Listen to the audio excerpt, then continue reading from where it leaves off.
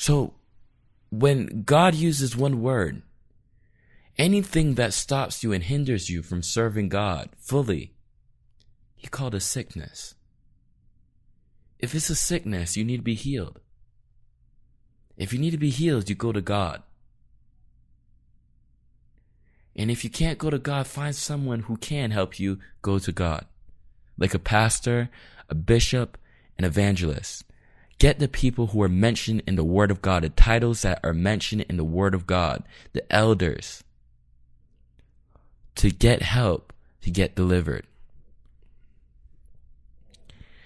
So, we all know that the spirits eventually couldn't withstand the Word of God, right? They flew into those swine and they ran violently down the cliff, and the man was there sitting in his right mind. Wow. Miraculous. But in God's eyes, he does this day in and day out for people who trust and believe in him. Trust and belief in God are the two most powerful tools that you can have as a Christian. Not everyone could possess it. Not everyone could attain it. Why? Because there's a lot of strongholds against us. It may be your upbringing.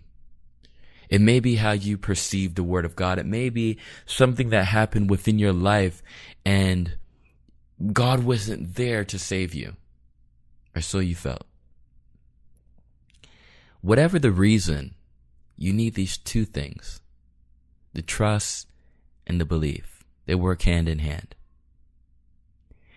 You cannot worship and serve God the way that you need to without these two things.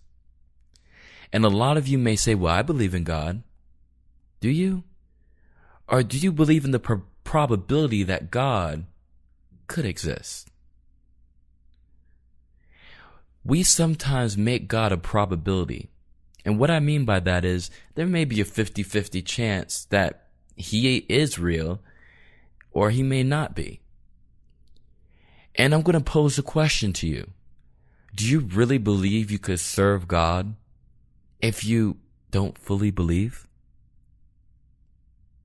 It's kind of like an author that writes a book.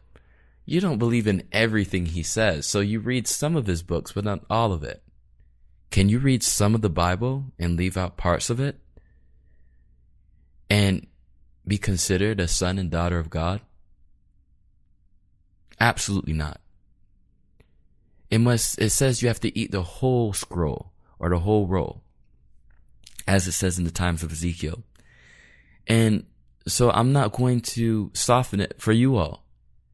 The word is there to help uplift you.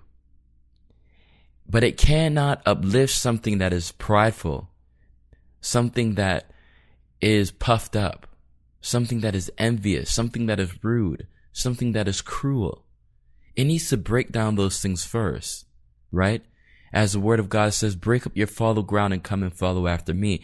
If he doesn't break down these things, he's not going to build on your crooked foundation. I'm sorry. It's just not going to happen. There's people who may want to build churches on this belief pattern, but it's time for you to know the truth. You may have been in a church like this. You may have stopped going to church because you've seen this happening. But there are people out there who still teaching and administering the truth. And it starts right here.